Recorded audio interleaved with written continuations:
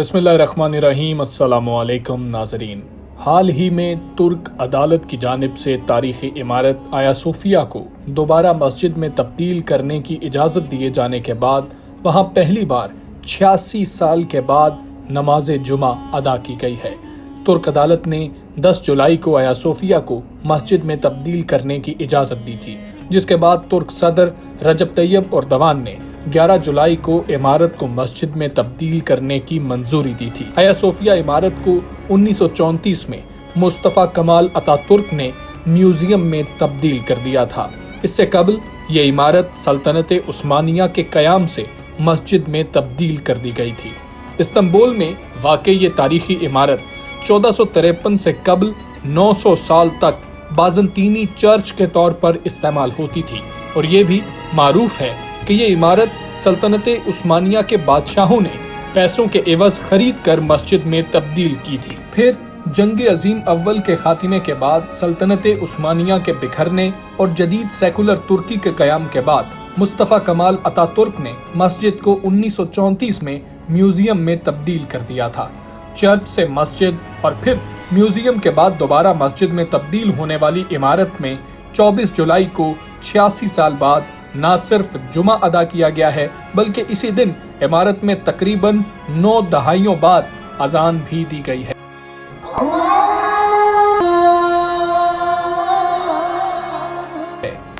आया सोफिया की तारीखी अहमियत क्या है? मुसलमानों ने इसको किस तरीके से फतह किया?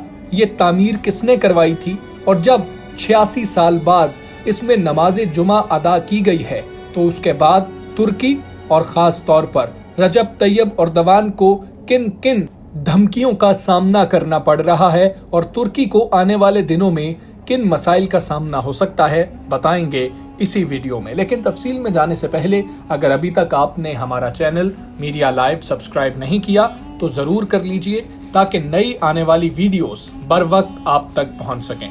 तो नाज़रीन, 86 साल बाद 24 जुलाई को आया सोफिया मस्जिद में नमाज जुमा की अदायगी के लिए हजारों अफराद जमा हुए।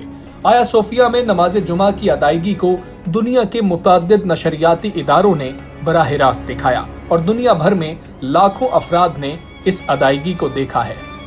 जज्बा ईमानी से लबरेज ऐसे रूह परवर मनाजिर थे कि जैसे पूरा इस्तांबुल ही नमाज के लिए उमड़ आया हो। तवील अरसे बाद जब मस्जिद के मीनारों से अजान की पुरसो सदा बुलंद हुई तो कई आंखें अश्कबार हो गईं। नमाज जुमा में तुर्क सदर रजब तैयब एर्दोगान, खातून अव्वल एमीनिया एर्दोगान, वज़रा, आला शख्सियात, अरकान पार्लियामेंट और अपोजिशन रहनुमा अंजे ने भी शिरकत की।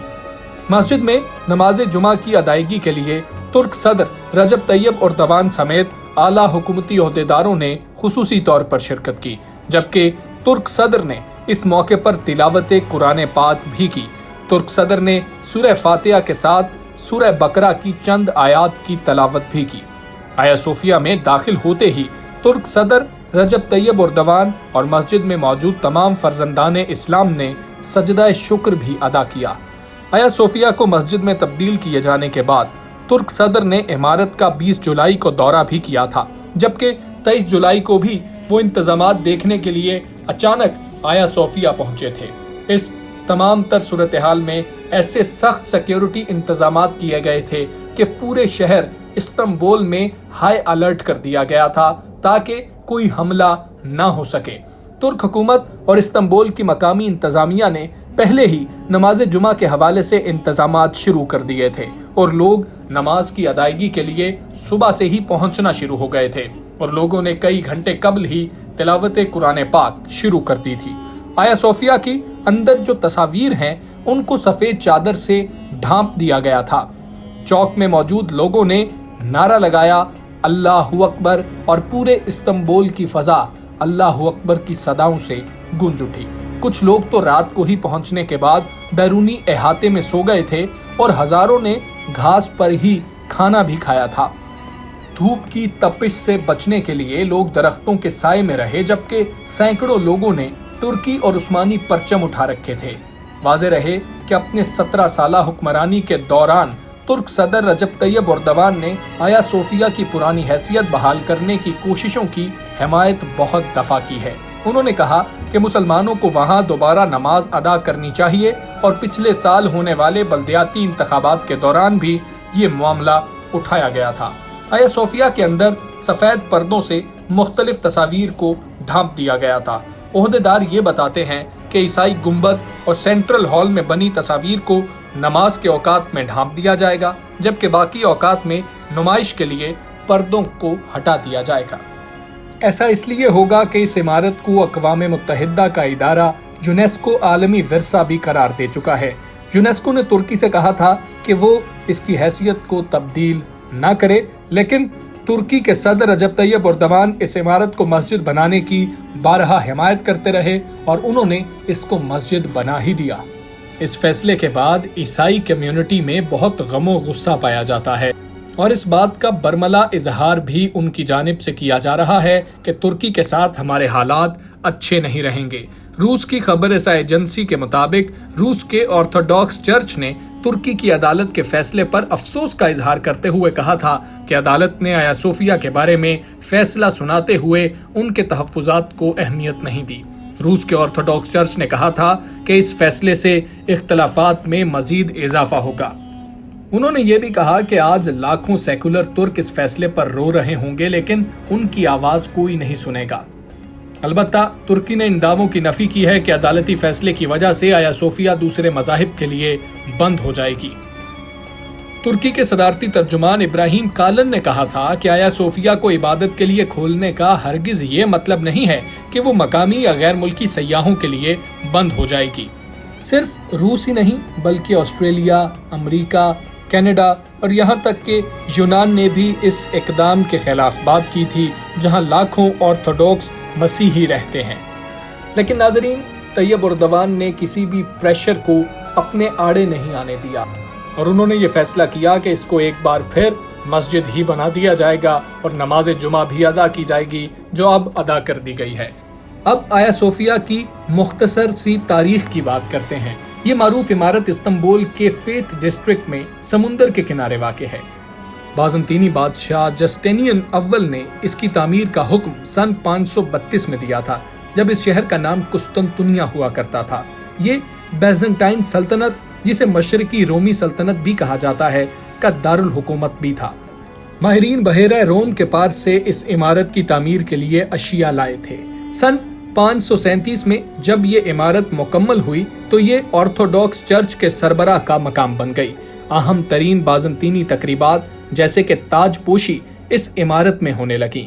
تاریخ کے مشہور رومی بادشاہ ہرکل کی نسل کی تاج پوشی بھی اسی عمارت میں ہوئی تھی۔ تقریباً 9 سال تک یہ عمارت آرتھوڈاکس چرچ کا گھر رہی۔ بیچ میں 13ویں صدی میں یہ کچھ عرصے کے لیے کیتھولک چرچ کے زیر انتظام بھی رہی، جب یورپی حملہ آوروں نے قسطنطنیہ کا کنٹرول سنبھال کر چوتھی صلیبی جنگ میں شہر میں لوٹ مار کی تھی۔ تاہم 1453 میں سلطنت عثمانیہ نے سلطان محمد دوئم کے دور میں قسطنطنیہ پر قبضہ کیا۔ شہر کا نام تبدیل کر کے قسطنطنیہ سے استنبول رکھ دیا گیا اور بازنطینی سلطنت کا بالکل خاتمہ کر دیا گیا۔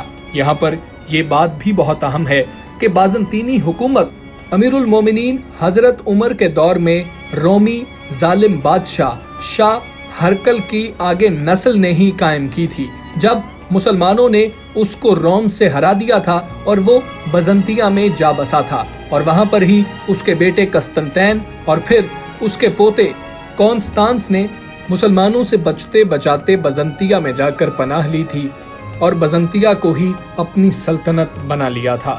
اس عمارت میں داخل ہوتے وقت سلطان محمد دوئم نے اصرار کیا تھا کہ اس کی تعمیر نو کی جائے اور اسے ایک مسجد بنایا جائے۔ انہوں نے اس میں جمعے کی نماز بھی پڑھی تھی۔ سلطنت عثمانیہ کے معماروں نے آرتھوڈاکس نشانیاں مٹا دیں اور عمارت کے ساتھ مینار کھڑے کر دیے تھے۔ 1616 میں استنبول کی معروف بلو ماسک کی تعمیر تک آیا صوفیہ ہی شہر کی مرکزی مسجد تھی۔ ناظرین، 1918 میں سلطنت عثمانیہ کو پہلی جنگ عظیم میں شکست ہو گئی۔ ترکی میں قوم پرست سیاسی قوتیں پروان چڑھیں اور جدید ترکی نے جنم لیا، جس کو سیکولر ترکی کہا جاتا ہے۔ مصطفیٰ کمال اتاترک نے इस इमारत को एक म्यूजियम बनाने का हुक्म दिया और 1935 में इसे आम लोगों के लिए खोल दिया गया। ये तुर्की की अहम तरीन सियाहती इमारतों में से एक है। लेकिन अब तैयब उर्दवान ने अपने लोगों से किया हुआ वादा पूरा कर दिखाया है और आया सोफिया को एक मर्तबा फिर मस्जिद का दर्जा दे दिया है और हजारहा मुखालिफत के बावजूद यहाँ पर नमाज जुमा अदा की गई है, जिसमें पाकिस्तान के ऐसे बाशिंदे जो तुर्की में बसते हैं उन्होंने भी बड़ी तादाद में शिरकत की है। और आलमे इस्लाम इस बात से बहुत खुश है कि तुर्की ने एक दफा फिर आया सोफिया को मस्जिद बनाने का ऐलान किया और इसमें जुमे की नमाज का इनेकाद भी किया। तुर्क सदर रजब तैयब उर्दवान के इस फैसले को आप किस नज़र से देखते हैं? अपनी राय का इजहार कमेंट बॉक्स में जरूर कीजिए।